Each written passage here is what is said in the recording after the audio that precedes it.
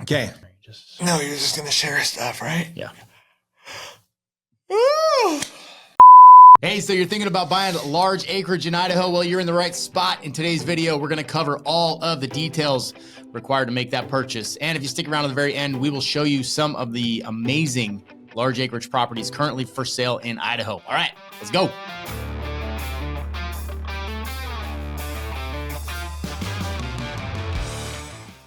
Hey, if this is your first time to the channel, hit that subscribe button, tap the notifications bell so you can stay up to date on all of our latest content. And we put out a ton of content. Hey, our team, we get calls, texts, and emails every single day from people just like you trying to learn more about North Idaho. So give us a call. Let's get that conversation started. All right, the first thing to consider when you're buying large land is, what are you buying it for? Is this a recreational property? Is it something for agriculture? Are you planning on income producing off this property? Is it residential, or is it even an investment? I will definitely tell you that if it's going to be an investment, something that maybe you want to sell down the road to a developer or anything else, you got to be really savvy on this. This takes a lot of research, and typically investments on land are something that you're going to hold on to for a long time. So if you're planning on investing in land, you want to resell it when the prices go up, or you want to subdivide or make it into a development someday, the time frame for your investment is much longer than if you're buying it for agricultural or for your own personal purposes or residential, recreational, anything like that. So make sure that you understand the timeline for something like that is a lot longer. Know what you're buying the property for. Yeah, and that purpose is going to dictate, where that land is located for sure too. Because if you're looking to, have a hunting retreat, 20 acres or larger, way out in the middle of nowhere, that might be more suitable, to be out that far, rather than if you're looking for that investment property that you might subdivide and turn into a neighborhood or development, then obviously you want to be a little bit closer to town. Next thing to consider, zoning and land use regulations. So it is very important to do your research before you purchase this large chunk of land here. Really? Sorry. And make sure that you can use the land in the way that you want to. And that's going to be done through the title company. That's going to be done through your real estate agents who are experienced in selling land up here in North Idaho.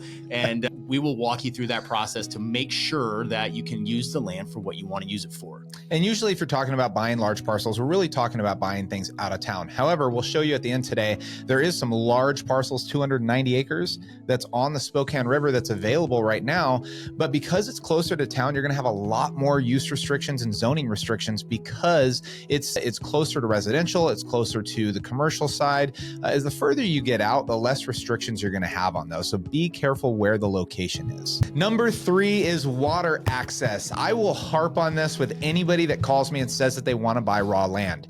Water is life. If you don't have access to water, that can change a lot of stuff for you, especially if you're having to haul in water to that house, lending, building. There's a lot of things that water is really required. Now, for the most part, we have the Spokane Prairie Aquifer up here, which is one of the best producing aquifers in the country and some of the cleanest water you can find. We also have wells that routinely are over 30 gallons a minute on that.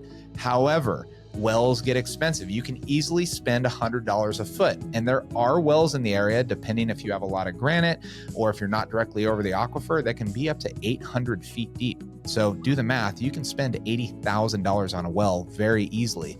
So make sure that you have water access, streams and other things like that, whether they're seasonal, whether they go on your property, whether you have rights to that water. Those are things you should consider before buying that land. And there are ways to mitigate if you do end up with a well that is low producing. They're out there. There are pockets of them out there too. So that's a good question to ask your local real estate experts. The way to deal with that, because I have seen some that are under 3 gallons a minute. I've even seen one that was like 1.25 gallons per minute, is to put in a large cistern. So you have a large holding tank that is always being filled. And then as you draw that tank down for your normal use, the pump that is always running will slowly refill it over time. And that's lending requirements too. If it doesn't yield enough GPM, you're going to have to put in a cistern before a lender will actually loan for that property. Next one up, topography and soil quality. So this is a big one because a lot of the listing photos that you'll see online when you're looking at real property online, they can be very deceiving on the steepness of the property. So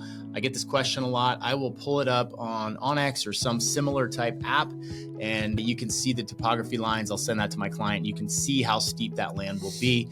If people are real serious about buying and they're not in the area, I often go out to the property for them. I'll walk it, I'll make video of it so we can really gauge the usability of that land, because there is a lot of land out here that's not super usable. And maybe that appeals to you because you're not going to have any neighbors, but maybe not. So it's important to kind of do that research beforehand. So ask yourself this question: why is that property sitting? If you see a beautiful 10 acres and it's $50,000, there's probably a reason why. Yep. And then touching on soil quality, I haven't seen any areas up here where the soil is not suitable for farming. So if that's your goal, you want to, get some cattle or whatever, you're going to have pretty good success anywhere up here, as long as it's not too steep and it is usable. The fifth thing we want to talk about is accessibility and infrastructure. So accessibility is huge. People visit North Idaho and they buy land when it's summer. That's just the sales season for land. People want to be able to walk their land and see all those things. So understand that when you're driving to that land and it's nice outside, imagine what it's going to be like in the winter. Road maintenance agreements, whether the road is privately maintained, publicly maintained, maintained by the county. These are things you have to consider for the winter if you plan on living here year round. That access can be a major deterrent as to whether or not it's the right property for you. Talking about utilities for a second, I've been surprised many times way out in the middle of nowhere and there's power out there already. So a lot of these rural properties already have power to the property line. Most of them do not have water yet. So we already touched on that. That is something to consider. And then obviously septic is something you'll pretty much always have to do when you're dealing with a large rural property. Easements coming through the property, sometimes that comes up. There are some large high power lines that run across North Idaho, and you'll see properties where they cut across. You'll also see properties where I don't know the name of it, but it's a very large gas line that runs through. Mm-hmm. It's a clear cut straight across the top of North Idaho. So I have seen lots of properties where that passes through as well. Those can all be discovered through the title company in that process before purchasing. Environmental hazards and flooding. He's going to do fires, so be careful with this here. Let's see what he says. For flooding, I will tell you this. I get people that ask me all the time, what's the flood issues in North Idaho? The great thing about North Idaho, if you've noticed, we have a ton of water. We have a lot of lakes. What that means is that we get a lot of rain and we have established waterways. So the watershed up here is very good. The water knows where to go. Very little do I ever see any flooding in certain areas. And when you do, it's usually in residential, and it's because of a roof line, right? Your roof captures all this extra water. And if you don't have the right gutter system and everything's coming down one spout, you can have pooling of water in those areas. That's very minimal. The truth is we don't flood up here because water already has a place to go and the ground is prepped to absorb that water. It's not like Southern California when you get a half an inch of rain and it's like unbelievable cascades of flooding and everything else. So flooding is really not that big of an issue up here. All right, let's talk about fires. This question comes up a lot. Dave's probably better suited for this because he was a firefighter for 18 years. But my house burned down, so there you go. Not here. Check. So we get that question a lot. What's up with wildfires up there? What's up with wildfire insurance? Wildfires in North Idaho, they do exist. They are much more minor than fires in other states like California. Obviously, California burns all the time. It's currently completely on fire, I'm pretty sure. And we don't see that up here. You'll see a fire kick off. They get it under control pretty quickly. Whether that's good forestry management, whether that's climate, I don't know. But you're not going to see those monster fires that you do see in other states. Not to say it's impossible, but I've not seen it since I've been up here, and I'm sure it's super rare. Wildfire insurance, we should touch on that real quick. My parents were selling their house in Northern California because their wildfire insurance went up to $13,000 a year, which is completely unaffordable for people on a fixed income. My insurance for my 5 acres here in North Idaho is about $1,800 a year to cover me, and I'm in what Idaho calls an enhanced wildfire zone. So if you look at that comparable, fire insurance up here is nowhere near compared to what it is in other places. Everybody's in an enhanced fire zone during 4th of July. That's true. Legal and title considerations. Hey, it's really important that you pay attention to a title report. Obviously, we can help you on it. And even more importantly, the title company that we choose will help you as well on that. We want to look for easements. You want to know who has access and rights to your property, not just equitable rights, but rights to actually use roads on your property, maybe water rights, maybe mineral rights, whatever that might be. It's really important that you identify those things before you buy the property so you know what it is. The other thing that's really important is surveys. Now, if you're buying 200 acres, a survey could take months to do a survey for something like that. And whether or not a survey is important, a lot of it comes down to looking at the geographical landmarks already and whether or not there may be a boundary dispute. Maybe you look at a western side of your property and there's a fence that looks like it could be encroaching on your property. That is a time to do at least a survey on that western flank to make sure that you know that you don't have somebody else's property encroaching on yours or yours is not encroaching on theirs. That can lead to a lot of issues after purchase. And touching on mineral rights for a second too, that is important to note as well. Most properties I've seen up here for sale, they include the mineral rights, but I have seen a couple where they don't, or it's just the mineral rights they're selling and they're not selling the land. So I've seen it both ways. So that's why it's really important to get that title report, pay attention to it, and see what you're actually buying. This is gold country and silver country, so it's here. So if it's on your property, you sure would want access to it, or don't tell. Property tax. This is a big question we get up here as well. People always want to know, man, are property taxes super high in Idaho? The answer is no, they are not. The way it works, there'll be a levy rate depending on the geographical area of where you're located. And I've usually seen them from 0.6, that's 0.6 to 0.9 would be on the very high end, usually probably 0.8-ish percent. They take that and they times it by the appraised value of the home or property, and then that's how you get your tax rate. So it's generally quite a bit lower than states like California, for example. My home, for example, on 5 acres, our property tax is somewhere around $2,000 a year. So it's not crazy high. Now, obviously, if you're on a huge chunk of land that's worth millions, it's going to go up, but once again, it's not going to be as high as some of these other states that people are coming from. But some things to consider too with your property taxes. Idaho has a history of underassessing the value, especially of vacant land. So you will see some vacant land assessments that are very low. You don't have to, it's a non-disclosure state. You don't have to go tell them you paid $50 million for that property when they have it assessed at $1 million. So they don't know those facts. The other thing is that we do have a lot of exemptions, agricultural exemptions, timber exemptions. There's a lot of things that you can do to lower the value of the assessed value of your property and thus lowering your taxes significantly. So just keep that in mind as well. Vacant land is taxed very low up here. All right, next thing to consider is the local community near where you are looking to purchase that land. We have some wonderful communities up here in North Idaho. We touch on this a lot, and they're different in different ways. So it's important to reach out to somebody with local knowledge and kind of feel out what would be the best fit for you and the lifestyle that you're looking to lead and what you're looking to do with that land. So that's where you'd want to give us a call. And understand that there's a heavy influence of hunting in North Idaho. So if you're buying a mass amount of acreage, especially that acreage that backs up to timber company land or state land or national forest, understand there's a good likelihood that people will wander onto your property to hunt.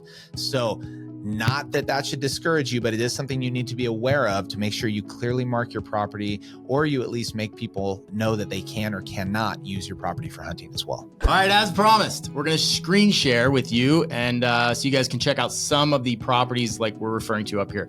First one up, we will do this it's in Harrison. So Harrison is between 30 minutes to an hour from Coeur d'Alene. You take Highway 97 around the north end of the lake, and then you'll be on the east side of Lake Coeur d'Alene.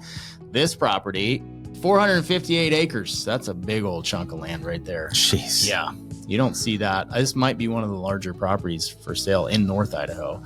Burned through a couple of these photos. This is a beautiful chunk of land. Looks like varied terrains. You've got some open meadows, some treed areas, some mountainous areas, some flat areas. But man, what a beautiful chunk of land. And most importantly, you have roads that are already built through this property, probably previous timberland too. Yeah. So something like this could be subdivided and sold off into, 20 acre lots if you were so inclined.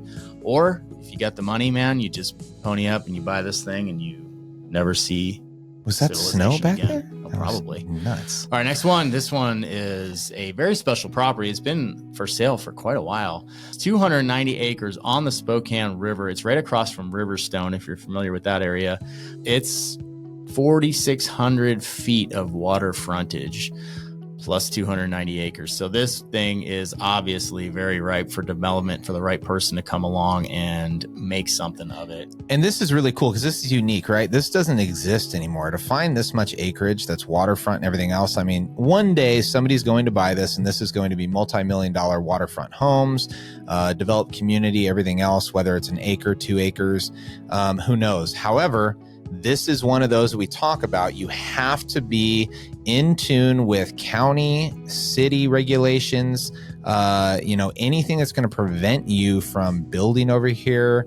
So it's really, really important that something like this, especially the closer it is to town like this is, you have to make sure you do your research. This is a purchase that takes, I think if it went quick, it would be a 90-day purchase. And likely this could be a half a year purchase just because of the sampling, environmental effects, and everything else that you're going to have to do and plans. That's a big project for sure. Super cool. Hard to picture all the waterfront homes that are going to be there someday, but it's coming. Somebody probably paid a nickel for that back in the day. Yeah. We're going to Bozeman? 28 million. All right. Yeah. Bozeman. So this one was sent to us by a friend. If you want to live the Yellowstone dream, I think this is the property. 2,000 acres. 2,000 acres for a mere 78 million. It's a very odd number, actually. What do we got? 78,912. Dave and I are pretty confident we can get them down to 70 million. Oh, for sure. So we have a plan. So you figure you get 70 people that go in, everybody comes in on that. It'd be like 25 plus acres per person. I think we could do it. There we go. So if you're interested and you got 70 million, let's talk. Good God. That is a phenomenal piece of property. Look at the elk. Whew. That's chump change for somebody out there. Not me. I don't know if that's chump change for anybody. Somebody. All right, we're back. Thank you guys. Once again, it's a pleasure. I know we may have left you with more questions than answers. And if that's the case, give us a call, text, or email. We can totally help you out with this process. We do bare land deals all the time, and residential and commercial. We do it all up here. So hit us up.